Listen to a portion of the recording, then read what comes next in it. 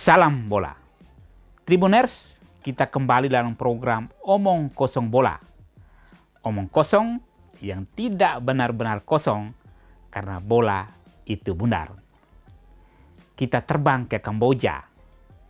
Dalam waktu kurang lebih 1 bulan lagi, Kamboja akan menjadi tuan rumah Pesta Olahraga Antar Bangsa-Bangsa se-Asia Tenggara atau SEA Games. SEA Games itu akan berlangsung di Kamboja.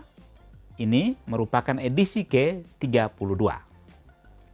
Dan walaupun pesta olahraga itu masih sebulan lagi, cabang sepak bola sudah melaksanakan penarikan undian pembagian grup pada hari Rabu tanggal 5 April 2023. Indonesia harus bersyukur karena lolos dari grup neraka.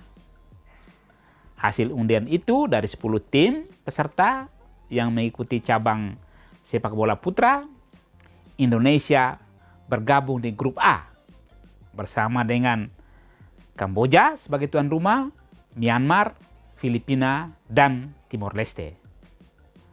Sebaliknya, di grup B itu berkumpul tim-tim favorit yang selama ini memang merajai cabang sepak bola putra di SEA Games, yaitu Vietnam sebagai juara bertahan, Thailand, Malaysia, Singapura, dan Laos. Jadi praktis di grup B itu hanya Laos yang secara peringkat, secara prestasi itu jauh di bawah. Sedangkan 4 negara lainnya yaitu Vietnam, Thailand, Malaysia, dan Singapura adalah tim-tim yang memang punya tradisi sepak bola sangat bagus di Asia Tenggara. Nah, untuk itulah Indonesia memang komunitas sepak bola Indonesia, penggemar sepak bola merasa bahwa kali ini kans Indonesia, peluang tim nasional Indonesia setidak-tidaknya untuk lolos ke semifinal itu terbuka lebar. Karena Indonesia di grup A hanya bersaing dengan Myanmar, Kamboja, Filipina, dan Timor Leste. Di grup itu, tim yang memang bisa menyulitkan Indonesia tentu Kamboja, dia sebagai tuan rumah, dan Myanmar. Sedangkan Timor Leste dan Filipina dari sisi head to head, dari hasil pertemuan selama ini memang Indonesia selalu lebih unggul. Cabang sepak bola SEA Games ini untuk putra itu sudah mulai bergulir pada tanggal 29 April yang akan datang. Jadi walaupun SEA Games-nya belum dimulai, SEA Games baru akan dimulai tanggal 5 Mei, tapi sepak bola sudah dimulai 1 minggu sebelumnya. Secara khusus di putri untuk hasil undian itu di tim putri, Indonesia justru masuk di grup yang lebih berat, yaitu Indonesia bergabung di Vietnam, Filipina, Myanmar, dan Malaysia. Sedangkan di grup B untuk sepak bola putri ada Kamboja, Thailand, Singapura, dan Laos. Jadi kali ini kita berharap tentu tim asuhan Indra Safri jadi tim nasional Indonesia U22 yang ikut di SEA Games ini, kiranya dia bisa berkiprah lebih jauh, lolos ke semifinal, dan akhirnya ke final. Dan kalau bisa memang target kita adalah menjadi juara cabang sepak bola SEA Games. Nah, sepak bola SEA Games ini, Tribuners, itu sudah bergulir sejak tahun 1959. Jadi ajang yang namanya sekarang sebagai East Asian SEA Games itu itu sudah bergulir sejak tahun 1959. Tetapi Indonesia secara resmi baru mengikuti SEA Games itu pada tahun 1977 ketika dia berubah nama jadi SEA Games. Pada tahun 59 sampai 75 itu pesta olahraganya bukan namanya SEA Games, tapi namanya adalah Southeast Asian Peninsular Games. Waktu itu pesertanya masih 6 negara dan Indonesia belum ikut. Jadi Indonesia secara resmi baru mengikuti SEA Games sejak tahun 1977. Dan tahun ini di Kamboja itu akan menjadi edisi yang ke-32. Jadi ini sebuah pesta multi event ya, cabang olahraga multi event yang sudah berlangsung sangat lama, Tribuners. Jadi bukan pesta yang dia berlangsung setiap 2 tahun sekali. Dan Tribuners, khusus di cabang sepak bola sejak tahun 1959 itu ada dominasi yang luar biasa di Asia Tenggara, itu adalah negara Thailand ya. Jadi Thailand itu sangat dominan. Yang berikutnya adalah Malaysia, di urutan ketiga Burma atau Myanmar, dan setelah itu baru Indonesia. Nah, pertama kali diadakan tahun 59 itu yang juara adalah Vietnam Selatan. Waktu itu negaranya masih namanya Vietnam Selatan, kemudian runner up Thailand dan perunggu Malaysia.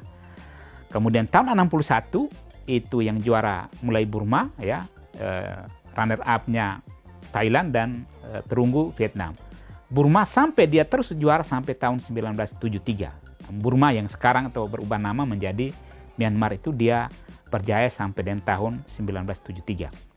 Tapi mulai dari tahun 75 dan seterusnya sampai dengan terakhir tahun 2021, SEA Games tahun 2021, itu di cabang sepak bola Thailand sangat dominan. Tribuners, pada penyelenggaraan SEA Games yang pertama ketika dia berubah menjadi SEA Games tahun 1977, itu di cabang sepak bola itu Malaysia yang keluar sebagai juara. Jadi Malaysia juara, tetapi kemudian mulai tahun 79 sampai dengan tahun 1985 itu Thailand berturut-turut menjadi juara. Kemudian jeda sedikit tahun 87 ya, Indonesia juara. Kemudian tahun 89 kembali Malaysia yang juara. 1991 lagi-lagi Indonesia yang meraih medali emas. Tetapi itu adalah emas terakhir yang diraih oleh Indonesia di cabang sepak bola SEA Games.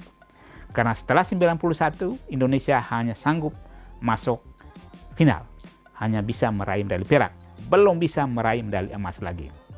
Dan dari tahun 93 sampai dengan tahun 2007 Tribuners, itu Thailand sangat dominan. Jadi dominasi Thailand. Jadi sejak tahun 93 sampai dengan 2007 itu juara di cabang sepak bola atau medali emas sepak bola SEA Games itu semuanya jatuh ke Thailand. Jeda sedikit di tahun 2009 yaitu Vietnam ya waktu itu, kemudian 2011 Malaysia, lalu tahun 2013 sampai 2017 itu lagi-lagi Thailand. 3 kali SEA Games beruntun mereka meraih juara. Kemudian dalam event SEA Games 2 edisi terakhir itu Vietnam berjaya. Jadi Vietnam itu meraih medali emas tahun 2019 dan terakhir di SEA Games tahun 2021. 2 tahun lalu Thailand masuk final, tetapi mereka hanya bisa meraih medali perak karena kalah 1-0 dengan Vietnam di final. Secara keseluruhan sebaran juara. Jadi Thailand itu memang luar biasa dominasinya di cabang sepak bola SEA Games, yaitu dia juara sebanyak 15 kali. Kemudian negara kedua yang paling banyak juara di SEA Games adalah Malaysia ya, 6 kali. Urutan 3 Myanmar atau Burma, dulu nama Burma kemudian ganti berubah nama menjadi Myanmar sebanyak 5 kali.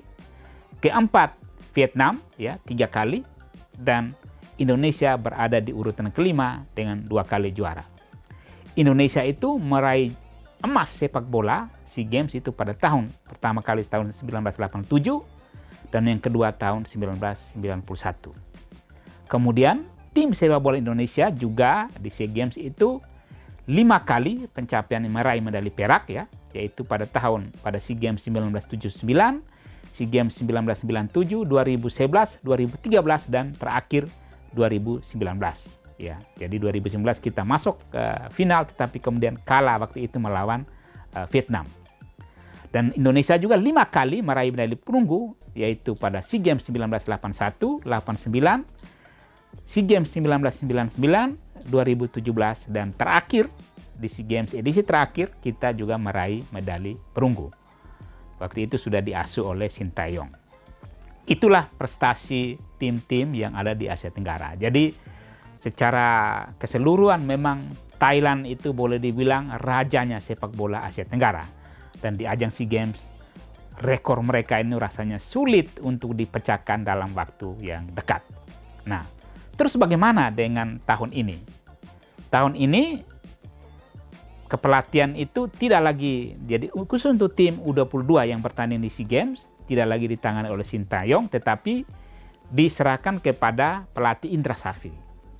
Indra Safri khusus menangani tim U22 untuk SEA Games, sedangkan tim U20 dan tim nasional senior itu masih di bawah asuhan pelatih Sintayong. Dan target tetap, sekali lagi Indonesia tetap menargetkan di SEA Games kali ini kita harus bisa meraih emas.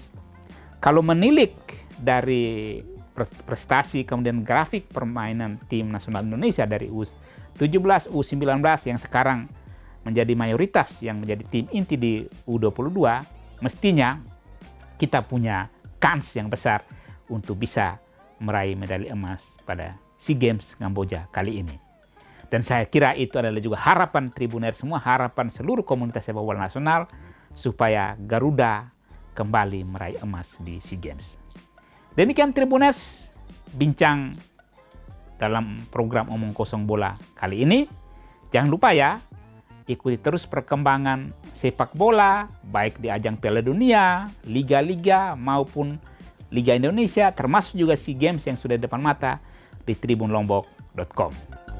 Salam bola.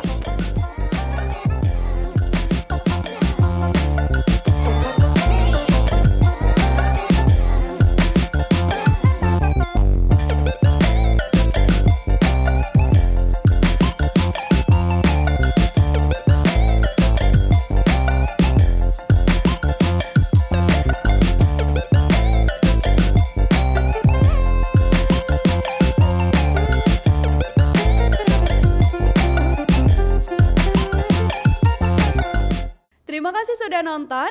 Jangan lupa like, subscribe, dan share ya.